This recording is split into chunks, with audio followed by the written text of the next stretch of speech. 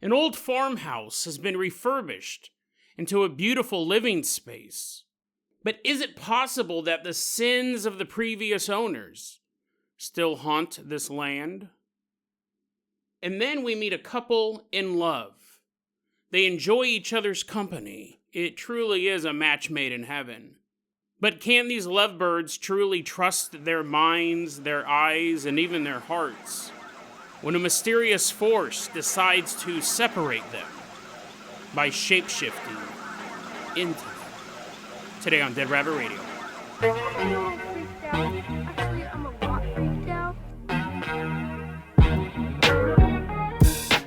Hey everyone, welcome back to another episode of Dead Rabbit Radio. I'm your host, Jason Carpenter. I'm having a great day. I hope you guys are having a great day too. I hope you guys are having tons of fun doing whatever you're doing. We got a lot of stuff to cover today, so let's jump right into it. First off, running into Dead Rabbit Radio Command.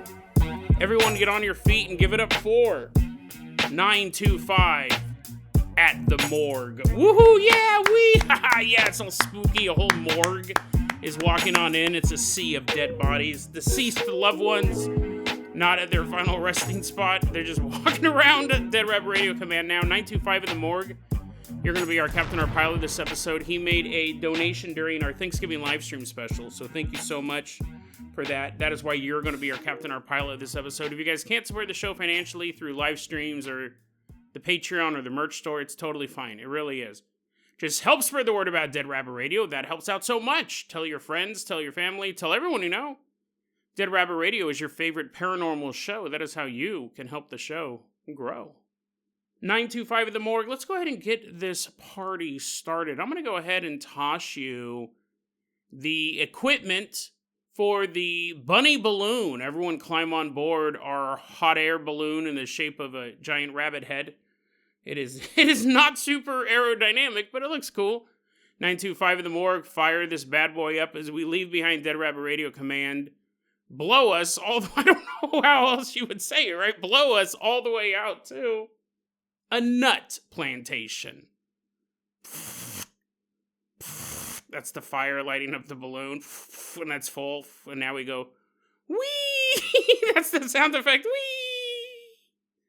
As we're flying away in the bunny balloon. I don't think we've ever used this before. We had a bunny blimp. You're like, is that what you're taking? Nah, we got this new thing. I got this hot air balloon off of Temu. Let's try this instead. All the way out to this nut plantation. Well, that's what it used to be. This used to be a big nut plantation. I don't know what they were growing, like pecans. What do you grow at a nut? Where do almonds come from? Do almonds come off of trees? Like, where do nuts come from? I know where, like, an avocado nut comes from. It comes from avocado. And an avocado is a vegetable. It grows out of the dirt. But where does an acorn? Well, I know where acorns come from. I mean, where does a almond come from? Are there almond trees? I know peanuts are coming from the ground. That's a legume. I've never ever heard anyone say, yeah, keep on going west and make a left when you see the almond tree. Or, you know what, man, this is going to be a pretty good harvest. Look at all the almonds on the almond tree. You're like, Jason, people say that all the time. Almonds come from trees. I don't know. I don't know where almonds come from. But anyways, this place, obviously, they have a nut plantation. So maybe they have like a row of pecans and a row of walnuts. I don't know if those come from trees either. But anyways, this is a nut plantation. Nuts as far as the eye can see. But that's how it was back in the day. It's no longer a nut plantation. It is a big parcel of land, but the old farmhouse has been refurbished to be a living space. It's kind of being spruced up, you might say. Which is a tree. We're at this nut plantation and we're about to meet this young family that's recently moved in. We have this old nut plantation. It's hundreds of acres. But placed on that is an old farmhouse that's converted into a home. And on this particular night, at home, you have a young mother, let's call her Beth, and her 3-year-old son, who we will call Sammy. Little Sammy. Well, Beth is hanging out there. Her husband's gone. She's hanging out at home. And little Sammy is just kind of waddling around. Walking around like a 3-year-old, kind of waddling around. When all of a sudden he goes, Mommy? And Beth goes, what is it, honey? And Sammy says, why is the other mommy here? Beth is like, what? And he looks around. She goes, what are you talking about, Sammy? There's no other mommy here. And Sammy points towards the glass door. And he goes, but Mommy, look, there's another mommy here. Sammy, I don't see another mom. It's just me. Sammy goes, then who's that? Who's the other mommy? Beth goes, Sammy, what does this other mommy look like? Well, she's dirty, Mommy. She's dirty. She's got dirty hands and feet. She looks like she's been in the ground. At this point, you're like, okay, this kid's seen some sort of horrific apparition. It's not Casper. I'd even settle on Slimer at this point, but it's a dirty woman. It's the image of a dirty woman at the glass door. She's dirty, Mommy. She's muddy. She has muddy on her and blonde hair and blue lips. Her lips are blue, Mommy. Why are her lips blue? You're terrified at this point, right? Again, it's not like a friendly ghost. She might be friendly. Who knows? But she looks horrifying. She looks like she's coming up out of the ground. So Beth is totally freaking out at this point, because she doesn't see anything. He's obviously describing a ghost. He either has an overactive imagination or he's describing a ghost. And Sammy just doesn't know when to quit. His mom's already terrified and he keeps laying on the details. He goes, Mommy, the other mommy lives underground. She lives underground and she sees me. She's looking at me and she says, I used to have a good boy just like you. But let me correct the grammar because I'm saying it as Sammy. She says that she used to have a good boy like me because I'm Sammy. But since she's saying it, she uses the word you. I used to have a good boy like you. To me. Beth's like, what are you talking about? She's all has to pull out a dictionary. She's like, I used to have a good boy like you. The blue woman said to Sammy, who then repeated it to the mother. Why is the blue woman here? Why is the other mommy here? Well, Beth is like, this is absolutely terrifying. Plus, I'm a little confused on who you and me is. So she scooped up Sammy and ran to her bedroom and locked the door and stayed there until her husband came home. After that event, Beth said, from time to time, Sammy would say, the other mommy's back. I see the other mommy. She's right by the door. And Beth never saw the other mommy. But Sammy would see him from time to time. And once they were out walking, and Sammy looked up at one of the trees. And in the branches of the tree, he saw other mommy.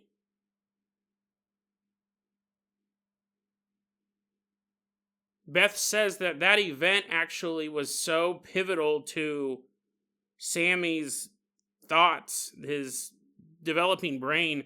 She says to this day, Sammy believes that if you plant a tree where a body has been buried, the soul never leaves. Technically, the person doesn't even die. Their soul is lifted up into the tree and they live as the tree. She said that's really what he took away from that childhood vision of seeing a woman caked in mud with blue lips staring at them, crouched down in a tree. Listen, man, here's the thing. That's way more horrifying. If you had to imagine a woman standing outside your door, your glass door, which I think is always ridiculous when people have glass doors. It's so dumb. Like, I will rob you then. And I will have no worries. As long as I have a good pair of shoes, I'm walking in barefoot. My feet are all slashed up. Glass doors are stupid. People have them. Whether it's a sliding glass door or a glass front door, it doesn't matter. It's an invitation to me that you don't mind getting your face pounded in the middle of the night and having all your jewelry taken. It's dumb. But anyways, if you had to choose between a muddy ghost woman standing in your kitchen or the same muddy ghost woman is crouched down in a tree watching you as you walk by. Like, I mean, it's not even a contest, right? You're like, Jason, I don't have to walk by the tree. I can take the long way. I can go around my house to get to the garage. There's something about it being in the tree that makes it less human. Sometimes it's those little things. Like, normal people will be in your kitchen or be standing outside your glass door. Me, for example, as I have a crowbar. Normal people don't hang out in trees. There's something more terrifying about that image. But anyways, to this day, she said Sammy still believes that if you plant a tree where a body is, they'll live on as the tree. This was posted online by someone going by the name Lanky Armadillo 2979. What's really interesting is people asked about this and they said, do you know if anyone ever died on the property? And Beth said, not really. I mean, they didn't hear anything, of course. I mean, you could probably go through old records to find if a family, because she says it was such an old nut plantation. They had a lot of people on it. It had been around for a long time. You might be able to go down to the courthouse and find that somebody died here at some point. But that would be if the person who died was reported to be dead. If it was a murder, you know, there was a time in America where everyone was so transient, and an agricultural place like a nut farm would have people coming and going pretty regularly, that if a woman stopped by with her husband and they were going to work at this nut tree place, she was going to raise the kids, he was going to be pulling nuts off all day long, and she was murdered and the family moved on, there'd be really no record of that. What's interesting is think about what Sammy's saying. He's talking about other mommy. It's obviously a dead woman, a ghost of some sort. And then he says, if you plant a tree where a body is, the person doesn't really die. Their soul is lifted up and becomes part of the tree. They didn't have to go to town to solve this mystery. They could have dug up underneath that tree.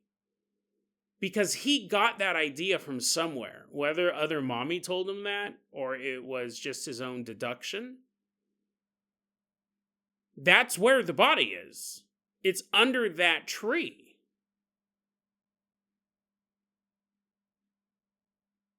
So that's what I mean, and here's the thing. I go, oh, you could dig it up. It's possible that it wasn't economically feasible to dig up a tree to see if there was a dead woman underneath it. Could also be that the tree was so old that you would have to get some permit to do it. It could, you know what I mean? Like, I'm not saying it's an old growth nut farm, but there could be obstacles from doing that. But I thought it was interesting. She never brought up trying to dig underneath that tree. Neither did any of the people who responded to it, because he wouldn't have come up with that out of thin air. He believes that her body's underneath that tree, but he couldn't really express it due to his age, so he just expressed it as, oh, she's up in the tree because if you die and there's a tree planted on top of you, you become part of the tree, and I'm seeing her in the tree, and her body's underneath there, but how do I express that as a 3-year-old? I 100% would have dug that tree up. I would just taken a chainsaw to it. So I imagine that there might be a woman's body underneath there. Apparently, this story took place long enough ago that they don't live there anymore either. But it would be worth it if we were able to find out where this place was. I mean, it would obviously take a lot of legwork, right? Then you got to go to the nut farm. You're chopping down all the trees. And finally, you're like, okay, this is the last one. There better be a dead woman underneath this one. Otherwise, it was all for nothing. I also think, and when I was reading the story, I thought, I wonder if because we've covered a ton of this type of stuff on the podcast. It's really cool. I never thought about it before doing this show, and it's one of the things I love about doing the show, is why people come back looking the way that they do. We have people who have suffered horrific injuries, died in terrible ways, who come back looking like they did in life. And then you have people coming back and looking like they were corpses. So what's the reason why? That's been a question we've been asking throughout the years on this show. does that help signify? Because like Abraham Lincoln got his brains blown out in front of hundreds of people as they were watching a play. But when people see Abraham Lincoln's ghost at the White House, they don't say, oh, no, it was really cool. He gave me some advice on what to do over this whole Syria situation. That was awesome. I was a little distracted by the dripping brains. Now I gotta have someone come in and clean up the West Wing. He just was dripping brain fluid everywhere as he was walking around.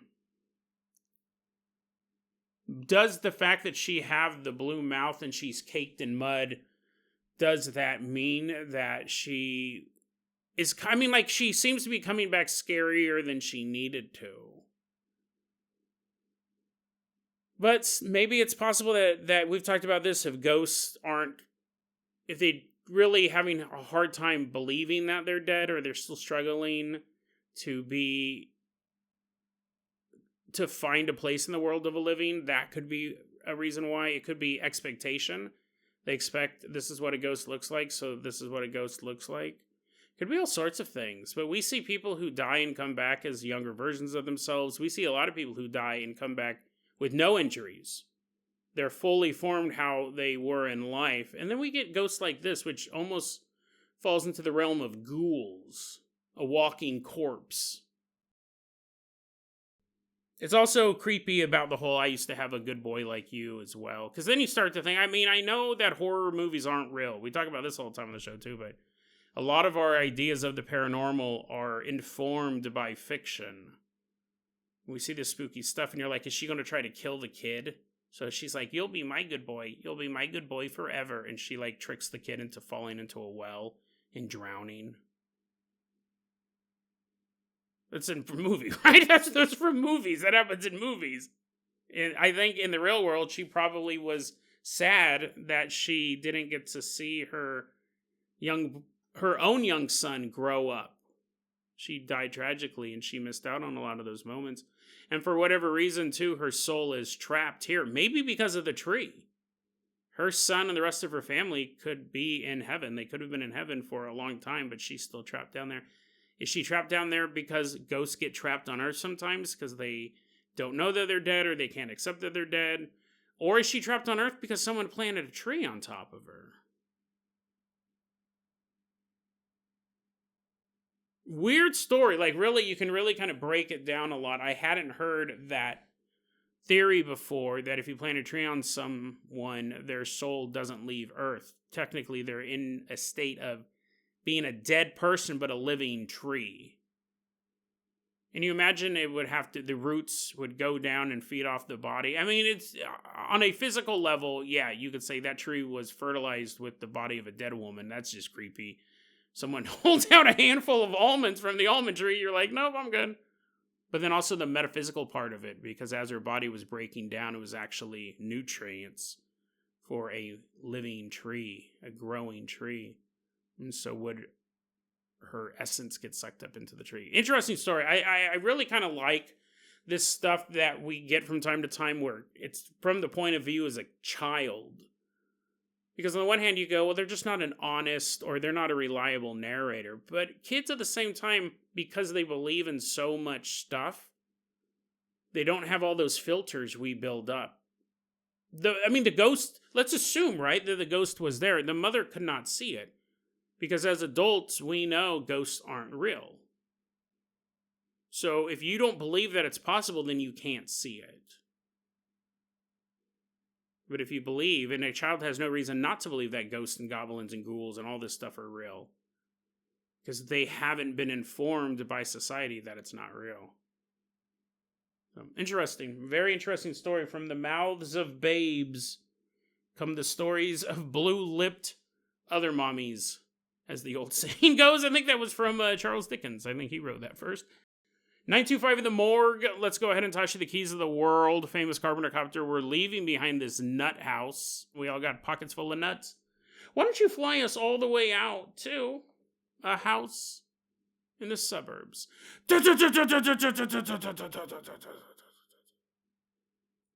As we're going out there, I want to do a really, really quick Dead Rabbit Radio recommends.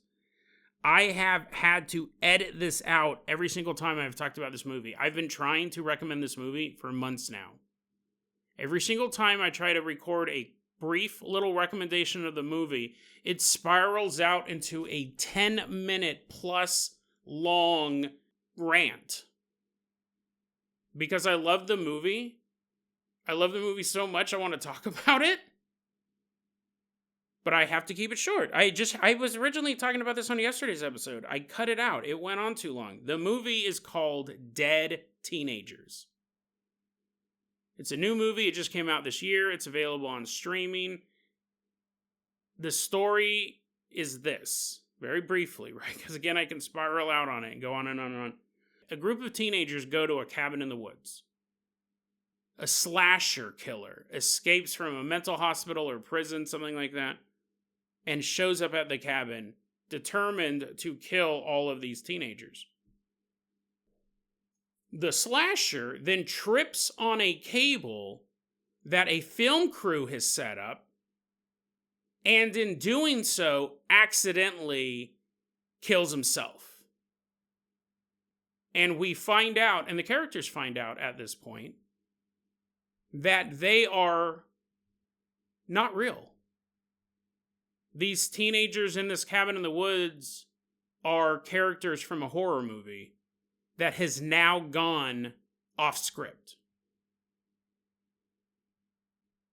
They exist in a reality where they cannot leave the set of this movie until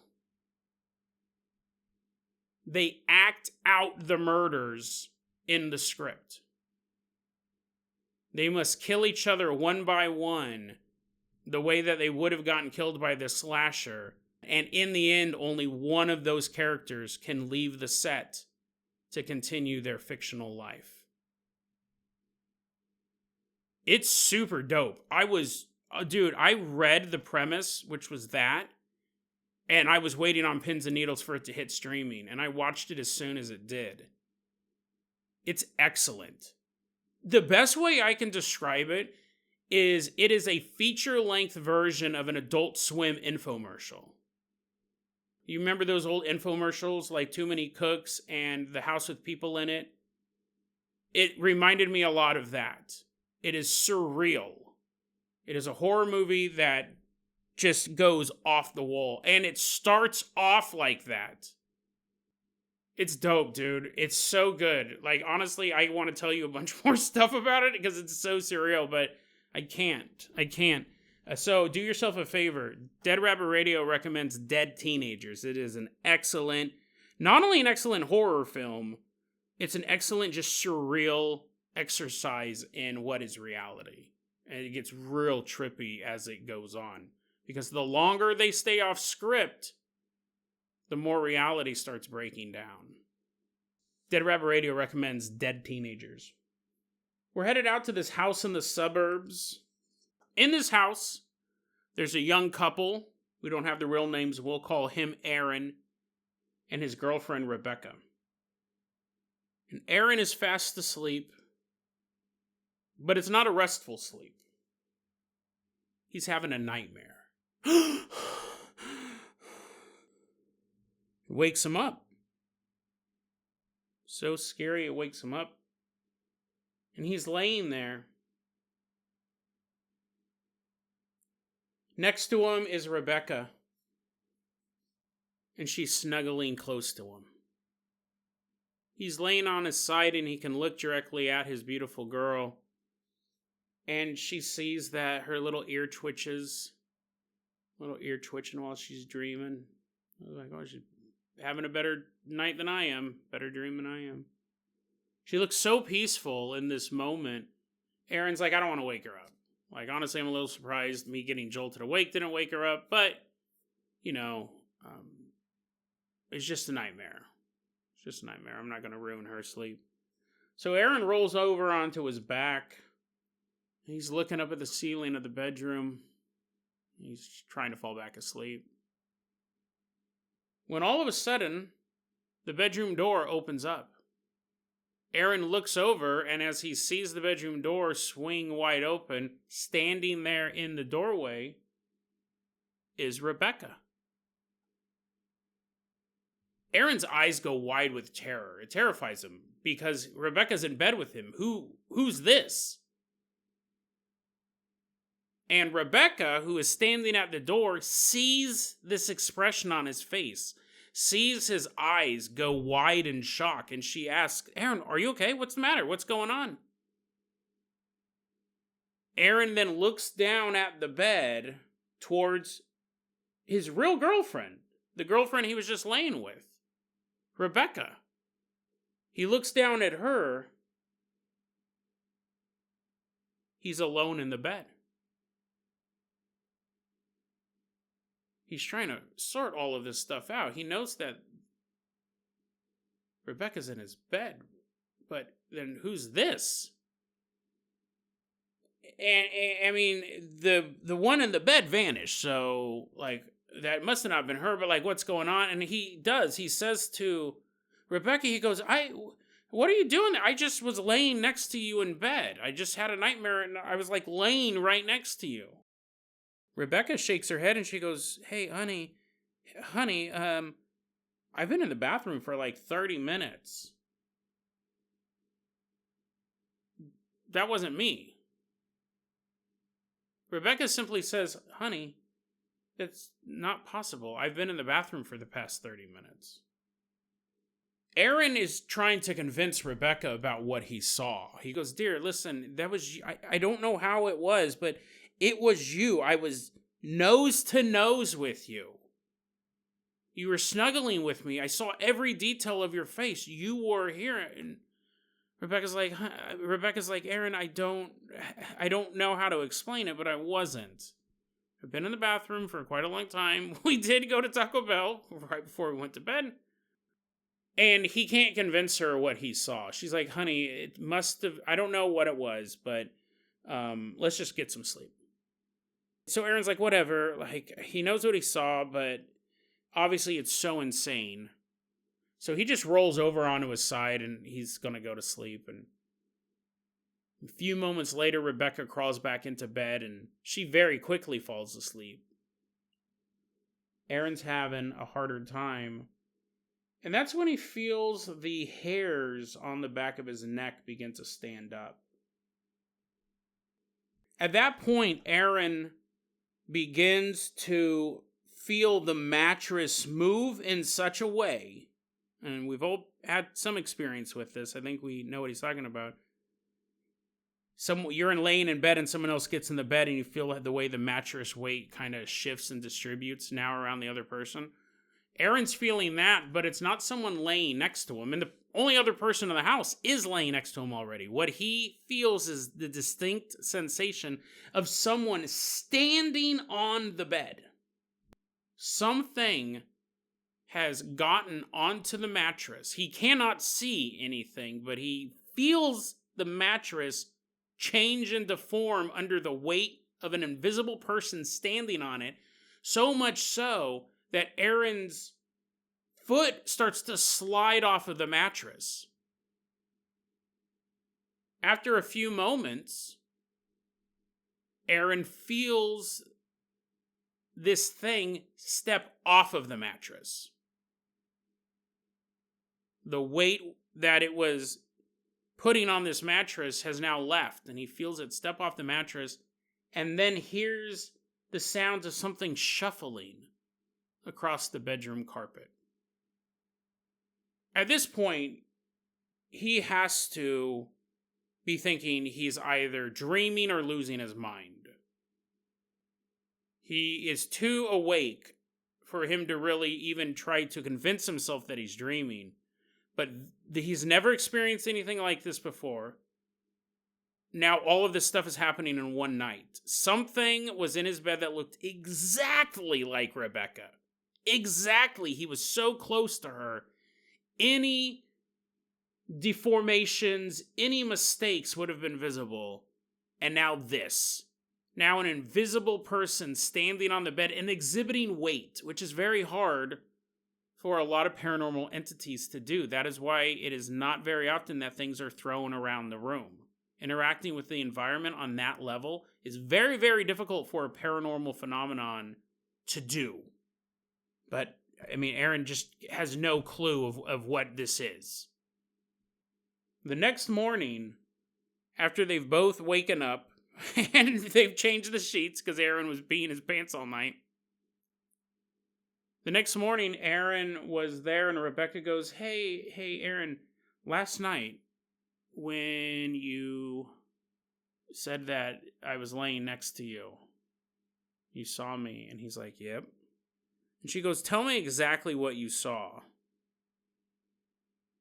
And Aaron goes, well, I mean, he knows she's not going to believe him, but he goes, I saw you. I saw you. I saw you. You had the same hairstyle, same freckles, same lips. Everything about you was exactly the same, honey. It was you who I saw in bed. Rebecca looks over at Aaron and says, I have to tell you something. It's happened to me as well. She also saw something pretending to be Aaron in bed. She never told him. This is something we've talked about on the show. We find this from time to time, and I think it happens all the time. Someone will have a paranormal experience, and they will share it, and it turns out multiple people in the house also had paranormal experiences, but they weren't telling each other because it sounded crazy. It happens a lot. And here we have it here. Rebecca probably would have never said anything to Aaron about what was happening to her had he not experienced it as well, because she didn't want to seem like a kook. Nobody wants to be mocked. Nobody wants to be told that they're crazy. Very interesting, though, isn't it? If he hadn't told her, then this would have just been her experience, and she never would have known anything. She would have just thought maybe she did think she was going crazy. That's one part of the story that I find interesting. It was posted online underneath the name Soulless Waffle Rock. And there were some interesting comments to his post. One of them, and I never thought about this before, someone said, hey, why don't you set up a video camera in your room? P. Diddy showed up. He's now a paranormal investigator. Why don't you set up a video camera in your room? That way, maybe you'll pick up video of this doppelganger or this spirit, whatever it is, laying in bed. And you will see the other person walk into the room. Why don't you set it up? And I thought, yeah, that actually wouldn't be a terrible idea. I've done video recordings of haunted locations before. That's actually way less sexier than it sounds. And it automatically doesn't sound that sexy. Because what happens is then you watch 8 hours of footage. And you may not have anything.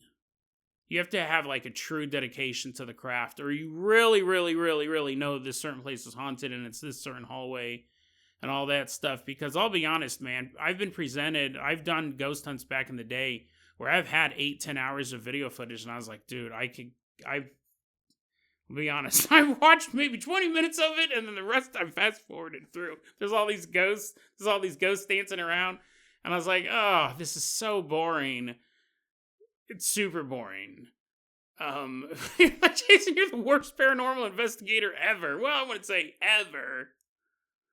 But, yeah, I could have been a better one. But anyways, they go, why don't you set up a video camera? You might be able to catch evidence of this. And this was an interesting response. Aaron said, to be honest, this is a quote, to be honest, seeing something there would freak me out more. I don't like the idea that something has a power inaccessible to me. Unquote. I've never thought about that before. Not just as a paranormal investigator, but as a person. Because I was raised in a religious household, my family's Southern Baptist, it was a no-brainer that there were many things more powerful, dark things more powerful than me. Demons, right? You were told that demons were real, and they interfered with the affairs of man. So I always knew that humans were kind of on the back foot when it came to dealing with powerful entities. And then when you look into the world of the paranormal, most of it is more powerful than a human. those floating jellyfish through the forest last week. Those probably weren't, right? You could probably beat up a couple of those. But everything else, the cryptids, I mean, Bigfoot alone is just so physically imposing. They're throwing rocks and knocking over trees. Aliens, of course, have technology far beyond our own. And then ghosts. The ability to pop up anywhere, to just be terrifying. Hiding underneath your bed. That's boogeyman, right? The ghosts would probably get eaten by the boogeyman at that point, but all of this stuff, hiding in the shadows, standing in the darkness. The old woman who's crouched down behind the corner at the end of the hallway, waiting for you to walk by. Terrifying stuff. They're all more powerful. They all have power, or if not more powerful, have access to abilities that humans don't. I never thought about that to a lot of people. If you dealt in a world where humans were the top dog, you may have a hard time accepting that there's entities out there that are more powerful than you. I mean, you couldn't even put it on a scale. I never thought about that before. How that would be part of the fear of this. If you believed that humans were the top of the chain, if you didn't believe in ghosts, you didn't believe in any of this stuff, and then you were presented with a real life experience that there is not only is there something that has the ability to do things no human can, it's in your bedroom, it's imitating your girlfriend. It makes it far more disturbing, and you feel far more powerless. I think paranormal investigators is just kind of something we just figure comes with the territory. So yeah, I thought that was interesting. He goes, I don't like the idea that something has a power inaccessible to me. But also, I thought this was fascinating. You know, we've covered doppelgangers a lot on this podcast over the years. This is the first time, if I can remember, I've ever come across this. A couple people posted in the comments about something called an Etiäinen, which is a spirit or an entity from Finnish folklore. And looking this up, I was able to find a little bit of details on this. It's known as a shadow soul or a first comer. They said it's actually kind of hard to find an exact translation for it into English, but a shadow soul or a first comer, and it is a image preceding a person. So before you walk into the house, because that's what you're doing, you're driving home to get to your house. So before, let's keep these people for example. Aaron's driving home from work. Rebecca's at home. The door opens up, front door opens up, and Aaron walks in the house and walks upstairs to go to the bedroom. And Rebecca goes, well, that's weird. He didn't even say hi. Oh, whatever. And then 30 minutes later, Aaron comes through the front door and turns and goes, hey, honey, how you doing? Did you have a good day? And then he walks upstairs. The first comer is a version of the person that shows up at a place before they are. And they say these first comers, they're only noticeable if the real person shows up. They said if, for whatever reason, the Etiäinen shows up and the real person decides to not come home anytime soon, he's like, I'm going to go to McDonald's, get some delicious food, and then I'm going to drive to the park and throw chicken nuggets at the ducks, turn them all into cannibals, and then I'm going to swing by Dairy Queen and get an awesome Blizzard, and then I'm going to go home. So he's not coming home anytime soon. There's like a great period of time. Or maybe he stays at a buddy's house that night, plays PS4. So the sun comes up. One, you wouldn't notice it. She would just go, well, that was weird. My husband just walked in, or my boyfriend just walked in and went upstairs. But eventually she would go, what is he doing upstairs? And she'd go upstairs, he wouldn't be in the house. She'd look all over her for him, he wouldn't be in the house. And then she would know something was up. Now she knows something paranormal happens. If he shows up right after the first comer, then you would be able to go, what happened? That didn't make sense. If a long enough period of time passes and the original doesn't come home, It's not that you would then begin searching the house and find out that your husband never came home and you'd be like, oh my God, that's super terrifying. Who walked into my house 5 hours ago? Where's my husband? Is he over at Jake's house again playing PS4? No. If the first comer shows up and the original does not show up as planned, the witness will forget they saw the first comer. There is a retroactive memory wipe. That's insane. I've never come across anything like that. So this could be happening more often. And these doppelganger stories where people say, I rolled over in bed and I saw that my girlfriend was in bed with me. And then I looked at the door and there's my girlfriend. I looked back in the bed. She's gone. That's a crazy mimic story. It's a doppelganger. What's going on? These stories could be happening more and more and more. But here's the thing. If you woke up in the middle of the night, saw your girlfriend laying next to you, rolled over on your back, looked up at the ceiling to fall asleep, eventually fell asleep, you're out, you're unconscious. Your girlfriend now comes in. She sees just you in the bed. She doesn't see herself. Your girlfriend gets in the bed and falls asleep. When Aaron wakes up, he would not remember waking up and seeing her laying next to him. The first comer image would be forgotten. It would erase itself from your brain. That's insane. That's absolutely nuts that there's something out there that has this power. Now, again, this is Finnish folklore. But with the mimics, with the doppelgangers, we're always looking for answers. Is this a possible clue as to what it could be? There is some, there's a Wikipedia page for these guys, and then the people are commenting, mentioning this thing. I as far as I recall, which is funny, maybe I did cover this before and I just forgot, retroactive mind erasure. They also say that they shouldn't cause you any harm. These things are pretty harmless. They may call out to you and say, hey, Jason, come in the bedroom. I want to show you something. We've covered a ton of stories like that. They said they'll call out to you. They still seem to be harmless. However, if they start demanding you to show up, they're getting angrier and angrier, then there may be some danger involved. And if you ever hear your own voice calling out to you, then you need to leave the residence or the area. That's something far worse.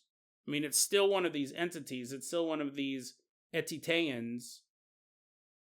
But there's a different risk level with it if they are doing that. If they're talking to you or calling to you in your own voice. So very interesting story. Very interesting story. We don't, like so many stories on this podcast, we don't really know what this is. But whether you call this thing that's in this home an Etiäinen or a mimic, there seems to be something just much more sinister going on. Because like I've said, we've covered a lot of mimics on this show. Sometimes it is a voice calling out from down a hallway. Sometimes it's a fleeting glimpse of someone who you believe you know walking into your house. But this story has really crossed over into the most intimate of places, the bedroom. Whatever this is, it is mimicking the other lover. Down to the finest detail, down to the freckle. And is there a possibility at some point in their time in this house, the mimic wasn't content just laying next to them? Is it possible at one point, one or both of these people had sex with the mimic? How would they know that it wasn't the other person? Has that line been crossed as well? Has at some point these people been so deceived they actually made love to a supernatural entity? And you could even go so far to say that if this mimic really is this powerful, like again, usually it's just like a fleeting glance. I thought I saw my dad walk into the kitchen. This mimic is laying next to them in the bed. Is the mimic planning on replacing one of them at some point? Continuing the relationship while the real version is whisked away to some dark supernatural fate? Or maybe just clobbered over the head and buried in the backyard, but maybe sucked into some parallel world, some demonic hellscape. Actually, now that I think about it, I know I'm trying to wrap the episode up. I don't have a lot of time. But wouldn't that be crazy if you were in one of those situations where the mimic killed... Let's just say the mimic kills Rebecca, takes Rebecca's form, and either out of choice it decides to leave, or it simply can't maintain that form for too long. It's truly not that powerful. Maybe there's a time limit. Who knows? Maybe even in its own passionate rage, it so much wanted to be Rebecca that it killed Rebecca, not knowing that without Rebecca being here, the mimic couldn't exist either. Whatever the case, in this hypothetical situation that I came up with 45 seconds ago, imagine if Aaron can't find Rebecca, he can't find her anywhere, he doesn't know where she's at. He ends up filing a missing persons report, and as the police are looking into it, they find a little bit of evidence, a little bit of blood, a little bit of hair, that leads them to believe that Rebecca has been murdered, and their prime suspect is Aaron. Could that explain some of the times when people get arrested, and they're like, I didn't kill her, and they're like, sir, her body's in the backyard. We see the shallow grave you dug. He's like, what? I didn't dig a grave. No, it was the mimic. It was the mimic! And they're dragging him out while he sees the corpse of his old girlfriend dug up by some police investigators. They're digging her up. And he's like, no, you don't understand. It was the mimic. And they throw him in the back of the police van. You know, no one's going to believe the story. No one's going to believe it at all. They'll be like, another lunatic sent off to prison. Isn't that right? My most valuable cop partner, the first cop says, kind of bragging. Everyone else has a lousy cop partner. And the cop partner looks at him and goes, you're right, another case solved by us. Friends till the end. We will always be buddies. And then they hold hands. The two cops hold hands. They start walking back to the police van. People are like, what? We might want to separate those two. They're getting a little too chummy. And little does the cop know that he's not holding hands with his best friend, who's also a cop. He's holding hands with a mimic. And got out of the house. And then the mimic... Then I gotta keep going with this story now. You're like, Jason, just shut it off. The mimic cop gets in the car, and Aaron's in the back seat of the police van, and he looks, and he sees a freckle. He sees a single freckle on this police officer, and he goes, no, that's not your real cop partner. That's a mimic. It's a mimic. That's a mimic. That's all he says all the time. He's getting sentenced to death. He's like, you're all mimics, he yells to the jury. None of you people are real. I want a jury of my peers, flesh and blood humans. I mean, I don't think that's going to happen, right? I don't think it's ever happened, but it possibly could. A mimic in this close quarters, we really haven't covered anything this up close and personal. Again, the fact that it's in the bedroom, I would wonder at some point if I had ended up banging the mimic. I probably want to bring it up to my girlfriend. She'd probably just think I was going to try to get away with cheating. I was like, no, it was a mimic. It was a mimic of Olivia Rodrigo, I swear. It wasn't the real her. I love you, baby. But it's possible. That's the best way to talk about this stuff. You go, well, it's not impossible, because everything we talk about is pretty weird. But hopefully not. But probably it did happen. But maybe not.